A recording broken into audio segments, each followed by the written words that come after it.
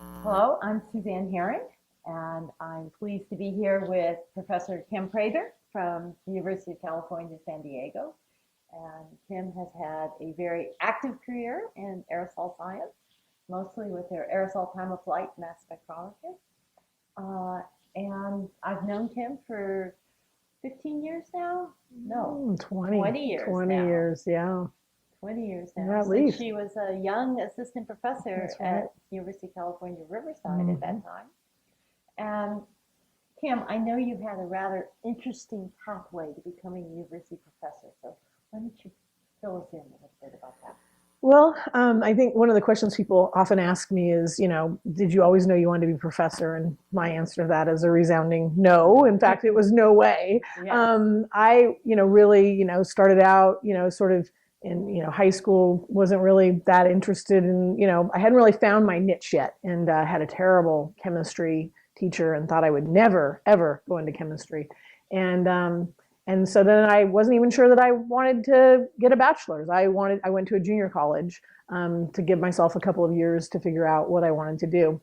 And I was a tennis player. I played softball. Those were my priorities. I basically wanted to be a secretary, a legal secretary. But was on the path. I thought I could get a 2-year degree and just go get a job and keep my sports career going.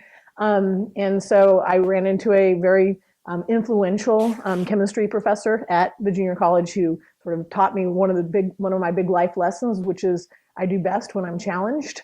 And so chemistry finally started to be hard and challenging, and I took off in chemistry. And so I quit the tennis team and kept playing softball, only at night though. And I ended up going through for heading more towards chemistry, and then transferred to UC Davis as a chemistry major. Still thinking, okay, at this point, I'm just going to get my bachelor's now. That was a stretch. And then I ended up, then I still wasn't sure what I wanted to do at the end of my bachelor's, and had a professor try to talk me into staying for a master's. It's only 2 years. You can stay for a master's. Okay, I'll stay for a master's. Never a PhD. No way. And the next thing, I stayed for a PhD, and all in chemistry, just hardcore fundamental physical chemistry. So very far from the aerosol world. And so in the end, I ended up doing a postdoc with Professor Yuan Li, a Nobel Prize winner in physical chemistry at UC Berkeley. And that's when the light bulb sort of just started to flicker that maybe I would be a professor someday, but still not really sure, still thinking industry might be a better, more balanced life, whatever that is. And you were still playing baseball. I was still playing. That's how I got to work for White Healy. He picked me because of my softball playing skills. And so we played softball and I did science. And in the end, I really, again, it was very sort of, I almost I was very sure I didn't want to be a professor until the very, sort of late stage. And then all of a sudden it was sort of around the time where I decided, I don't know if I should say this, but anyway, okay, I'll say it. I kept applying for industrial positions and I kept getting offers, but Professor Lee didn't want to support that. And so one day he called me in his office and told me, I want you to be a professor. I'm not sending in those letters of recommendation. So there it is. That's why I became a professor. It was the only job. It was the only. I've never ever had this taped before, but it was the only job that he would support me for. So I had to come up with a job proposal, and I really wanted to. I knew what I really want. That I had been doing fundamental chemistry, which was fine. It was great training, but I knew I wanted to do something that would help the real world. Something environmental. And at that time was around the time when the ozone hole was discovered. And it was shown at that time that it was particles up in the stratosphere, way up there, that were actually changing the composition of the stratosphere in a major way. So I thought, if particle surfaces are important in the stratosphere, then they're going to be really important in the troposphere. And there was also work being done at that time on surfaces related to sea salt by Barbara Finlayson Pitts. So I thought, well, I want to study this a different way. So I'm going to go buy an instrument that lets me look at reactions as they're happening in real time. And so I started to propose to buy that instrument and started looking for that instrument, and it didn't exist. And so I ended up having to basically propose to build the instrument. And there were papers dating back that Sinha and Friedlander had actually tried to make this happen for many years. They'd kind of got it to happen, but there were little parts that didn't quite work.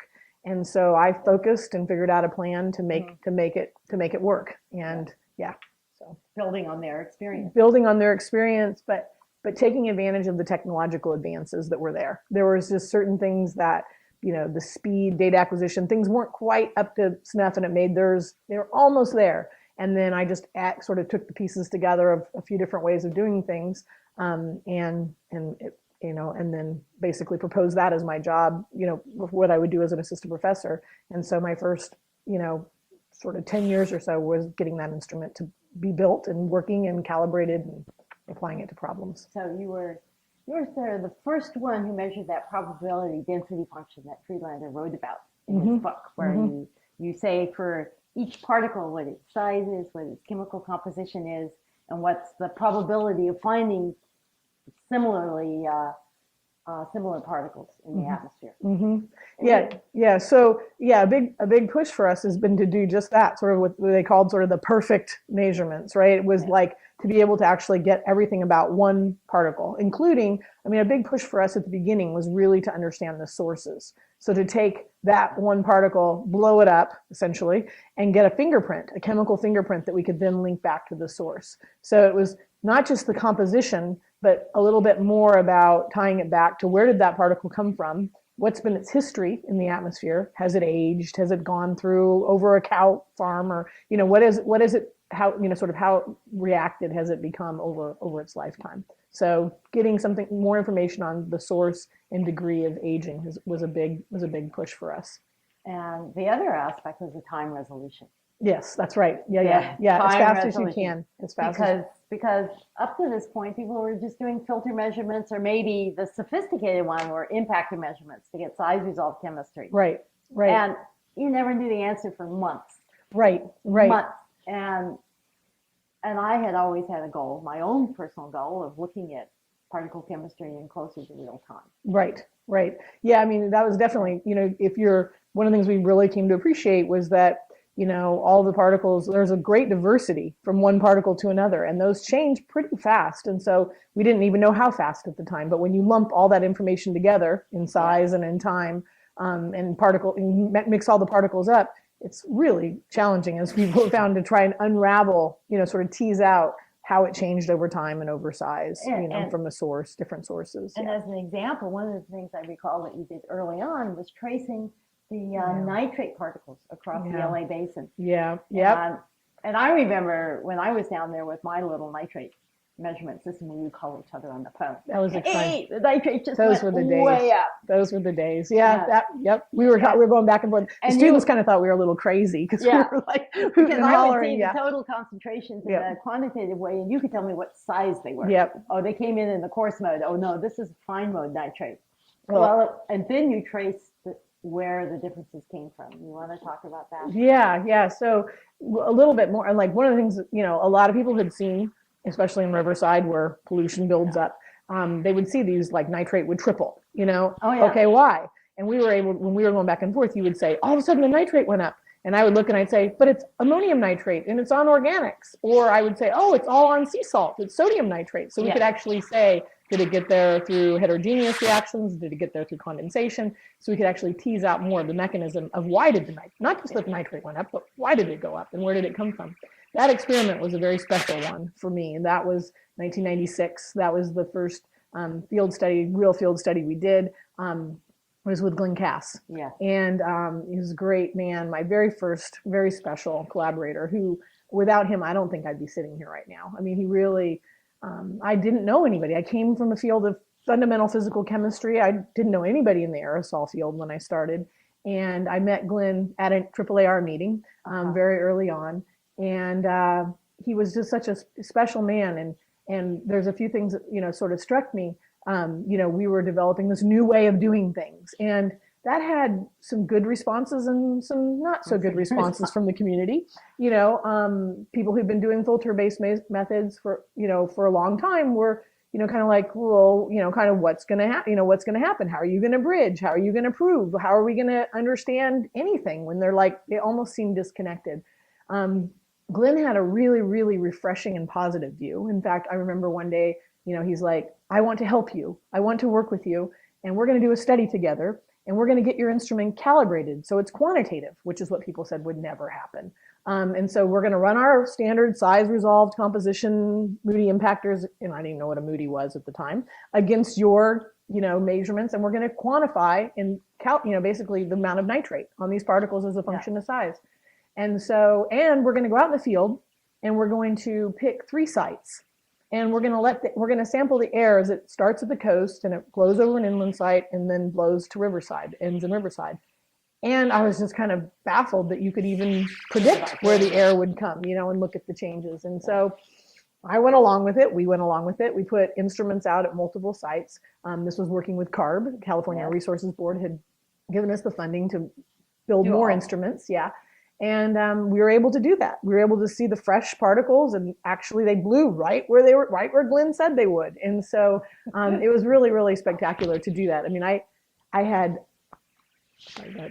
no idea, that you could actually do back parcel trajectories and say that the air came from there 4 hours before, or the air spent this much time over land. And so, but he was just, as I say, I think he was just a very special person at that time, in that he didn't care that he basically said, I want to get your instrument calibrated so I can throw mine in the junk heap. Those were his words. I was just shocked, at that open mind. Also, it was very clear to me that he was a man who just wanted to get the right answer. Whoever got it, how you got it, he didn't care. He just wanted to know the answer. And that was a very refreshing attitude for someone to have. He was a very, very special man, but he made a huge difference in my career. Yeah. All of us remember him very fondly. Very special. Yeah. So then after some number of years, and your instrument is beginning to be seen as a pretty successful and useful tool, you got recruited to UC San Diego, as I recall. Yep. And there your research area took a slight shift. Yes, it did. I mean, so the first part, my career, the first 10 years, as I say, or so, were spent on, getting the instrument working and calibrated. And then it's like I just wanted to do something. You could have kept refining and making it better and better, but I really wanted to go answer questions. So the first questions were just related to sources and air pollution, and that was Riverside days. Really focused more with a twist on human health and identifying what are the sources that make up the pollution. So then when I got recruited to UC San Diego, I went there because of Scripps Institution of Oceanography and climate. And that I got pulled there because I had met Ram Ramanathan, and Paul Crutzen showed up at my lab at UC Riverside and said, we would like you to move to UC San Diego. And so, and so I ended up doing a field study with them first, Indox. There we identified the source of the brown cloud. That was probably one of our biggest findings, certainly internationally, was we were able to show that it was biofuel, biomass. It was controversial at the time, but we showed it was all this burning that they do there. Benefit of the audience, tell them where Indox was. Oh yeah, Indox was an experiment done over the Indian Ocean. And we were actually on an island in the Maldives.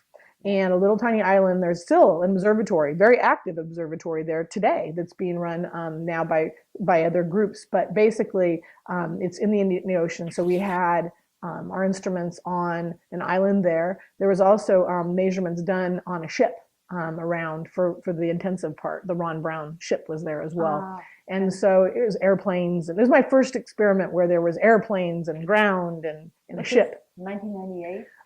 It was 1999. 1999, was Indox. So Indian Ocean Experiment is what Indox stands for.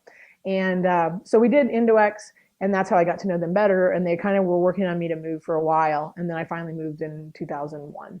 And I took it. I wanted to start doing something. I was very interested in climate change.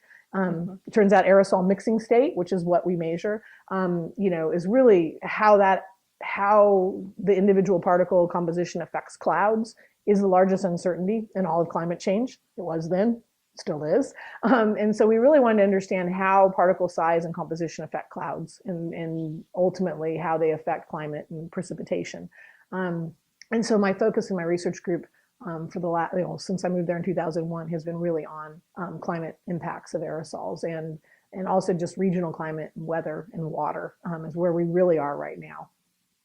And you're looking at the source of these particles. again, and their aging processes, and of those particles that affect the clouds.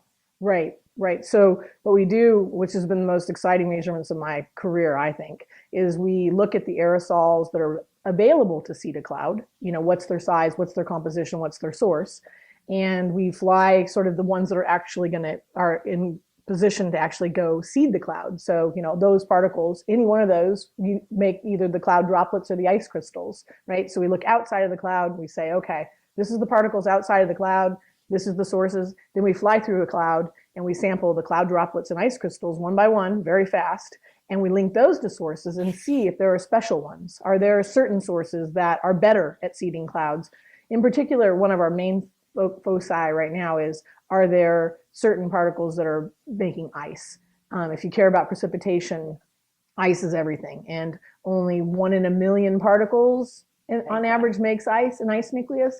And so what is special about those? And so we're really focused on sort of looking at which particles form clouds. And then ultimately, you know, if you find certain sources like dust or biological particles like bacteria in a cloud, does it change the amount of rain or snow that you get out of that cloud? And the answer appears to be yes. And this has been one of the most, as I say, to me, the most exciting part of my career has been taking, you know, atmospheric chemists working side by side with meteorologists who at first thought we were a little crazy. Like, who cares what seeded the cloud, right? Yes. The cloud's going to rain, it's going to rain. You know, why would you think? I mean, they kind of thought I was a little crazy at first, you know. So we walked a very delicate line of, well, we want to see when and if the seeds matter. You know, maybe they don't. You know, that's still a finding, right? So we took it very carefully and cautiously. Gradually, many of them have become converted to believing that the seeds do matter under specific conditions.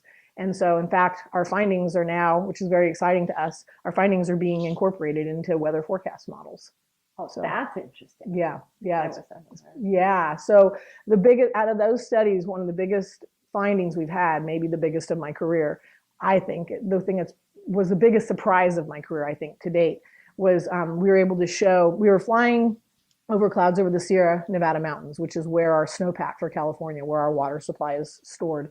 We know people had noticed that the snowpack was decaying. And so there was a hypothesis out there that it was our pollution that was going up into the clouds and we were creating too many seeds. And then those seeds, basically the droplets could not grow big enough to fall. Yeah. And so that's what we went looking for. But instead, we found out that that basically particles that were seeding the clouds over the Sierras were coming from as far away as Africa, and in fact changing and giving us more snow on days when the dust made it all the way across the Pacific. So it was a pathway that people hadn't really thought about.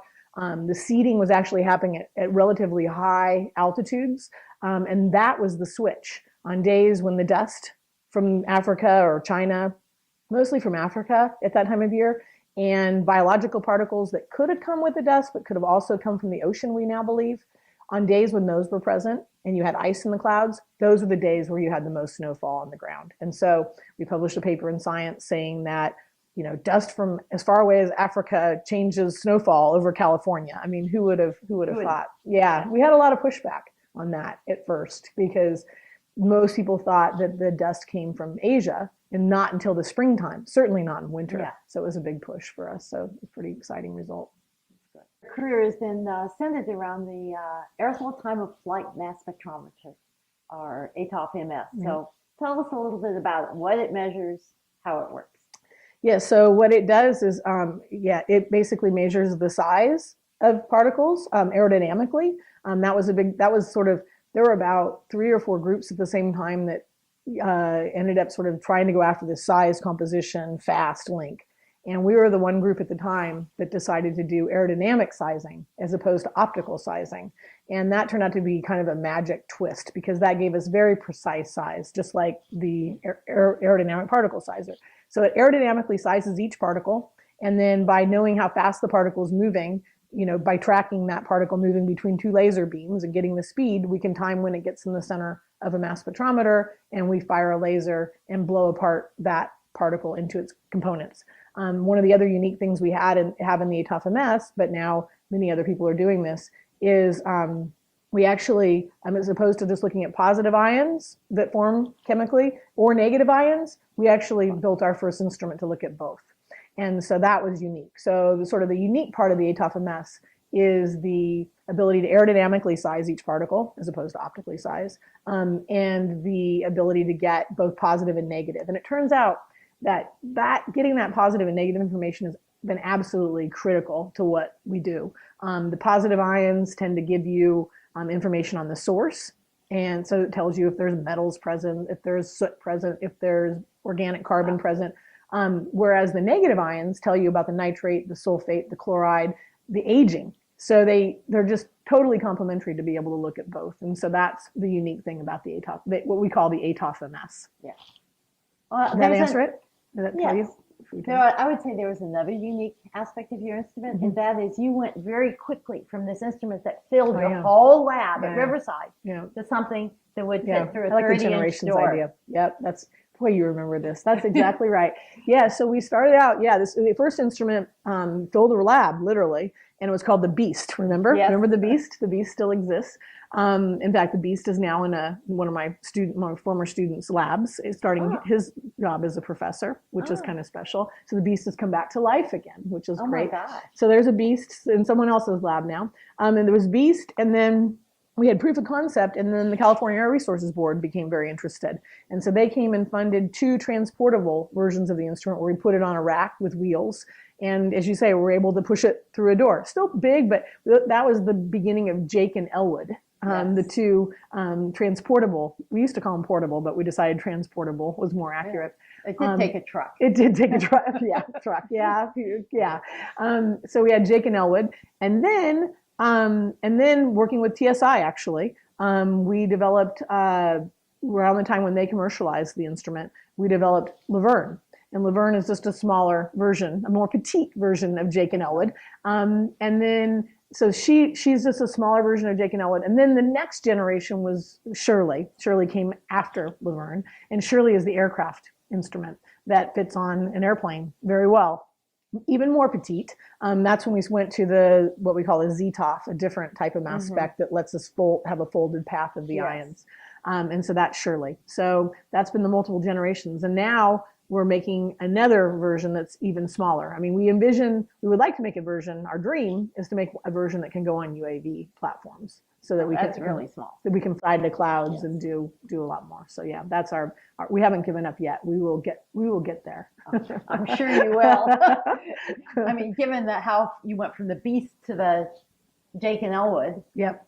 I remember those 2. And then Laverne, each time is smaller and smaller. We're not talking about 20% smaller. We're talking factors of 2 or 3 smaller. Or 4, yes. Or 4. Yeah. Well, the first one was gigantic. Yeah, the first one was huge. But yeah, we're talking each time was at least a factor of 2 smaller. And we've still got another chunk to go. And we have ideas now on how to do that. So more to do, job security.